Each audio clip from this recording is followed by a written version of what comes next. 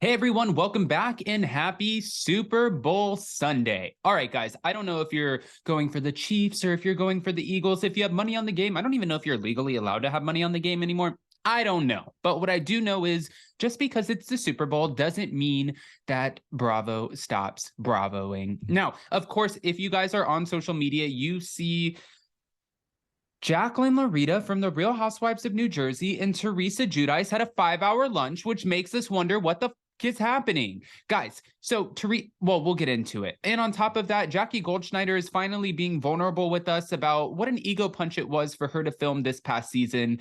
And before, when she was talking about, listen, if I'm a friend of, I don't know, it doesn't matter for me, I'm filming all the same, so it's not really that big of a deal. And I thought about it and I'm like, that's a very mature way to look at it. But then I was thinking in my head, but do you really feel that way? Because doesn't it kind of feel like a big deal to get demoted? But hold on, she's talking about it. So before we jump in, if you guys haven't already, go ahead, smash that like button. If you're not subscribed, get subscribed. Don't forget to hit that notification bell. And with that, let's jump right in.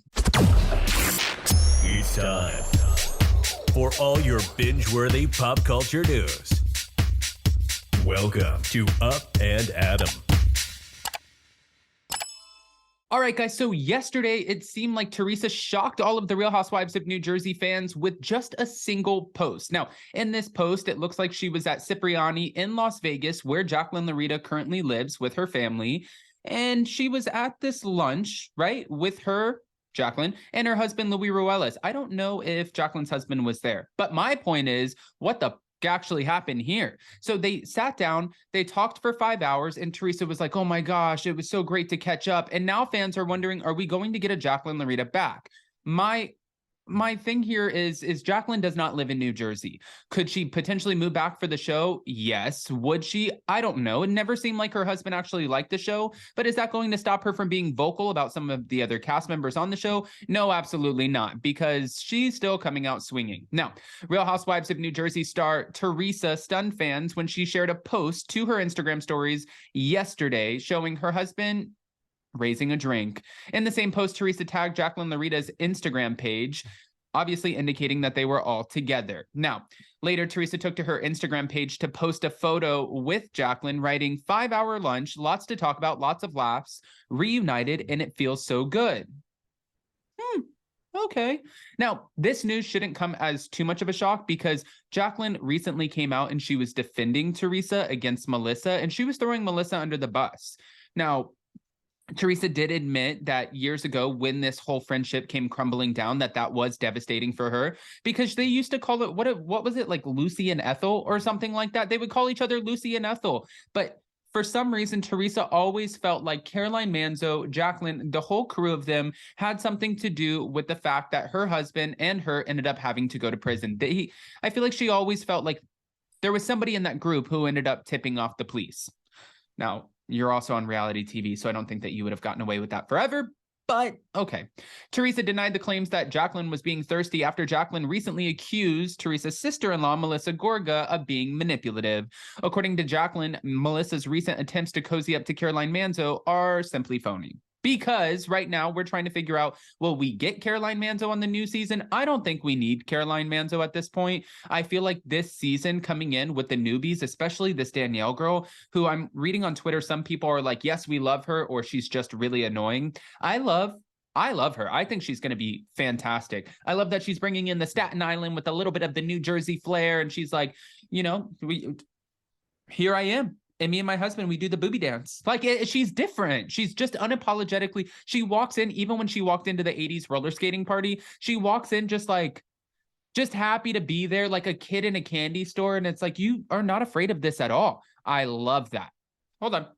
Melissa always used to say that Caroline was too old and boring for the show, but she's not. This is Jacqueline, also alleged that Melissa must have heard the rumor that Caroline may be going back to the show, probably trying to form her alliances.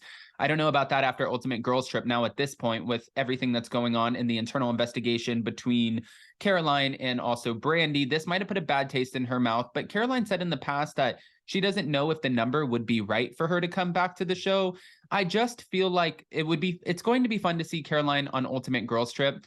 Maybe it could be fun having her on New Jersey, but also in my mind, it's like, it seems like that ship has sailed and that drama is so old and played out. Could it be good? Yes. With the right editing and the right situations. Is it necessary?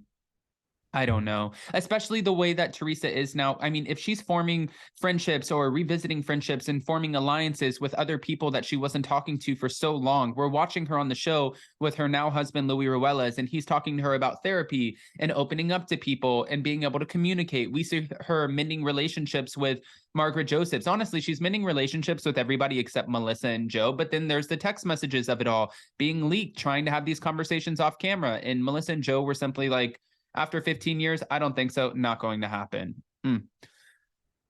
Okay. She also said Melissa spoke poorly of Teresa when they appeared to be good. And no, I don't believe she ever liked Teresa or wanted Teresa and I to be close again. Everyone was just playing a game on TV. Following Jacqueline's recent comments on the Real Housewives of New Jersey, well, fans questioned her motive for coming out against Melissa after all of these years. But Teresa came to her defense, stating that while she had no idea why Jacqueline was now speaking out, she doesn't believe for a second that Jacqueline is being thirsty. Now fans are like, hold on, does this mean we're getting a Jacqueline return? Again, she would have to uproot her whole family. Could it happen? Maybe. On top of that, Jackie Goldschnieder is finally opening up about her demotion to a friend of the show, being vulnerable with us. And this is the side of her that I like to see, because everyone knows, even if you're demoted, if you're kicked off the show or demoted after being a housewife, it has to be a punch to the ego, not feeling the best. Back in May, Frank Catania confirmed that Jackie was in fact demoted and that she was aware. I didn't know for sure, but I went out to dinner the other night with Jackie and Evan. And yes, I heard, yes, all right, she is a friend of. Now, Jackie still insisted that she chose to shift to a friend role on New Jersey, despite sources saying otherwise, and she's opening up about her new role to Us Weekly. She said, it's hard to go into a room that you were once the center of attention, and now there's, 7 housewives? So to be the 8th person in line, that was like a little bit of an ego punch. My ego hurt at first, of course, but there really was no difference.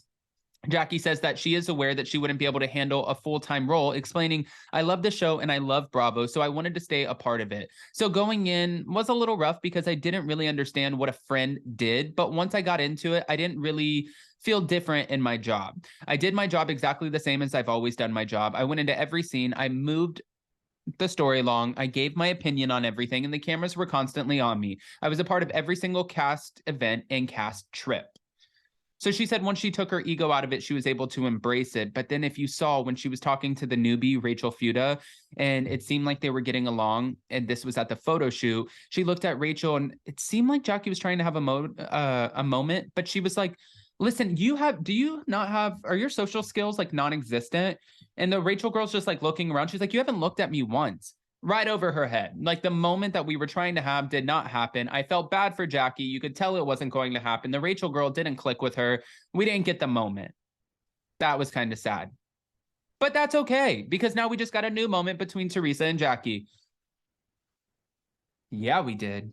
All right, guys. So I want to hear what your thoughts are about this rekindling of a friendship. What do you think about the possibility of Jacqueline Larita coming back to the show? She would have to move from Vegas, like we said, and also Jackie Goldschnieder getting a little bit open about her friend of role. I have questions to which I need answers. So go ahead and comment below. Before you go, don't forget to smash that like button. If you're not subscribed, get subscribed. Don't forget to hit that notification bell. And with that, we'll see you next time. Bye, guys. Love you.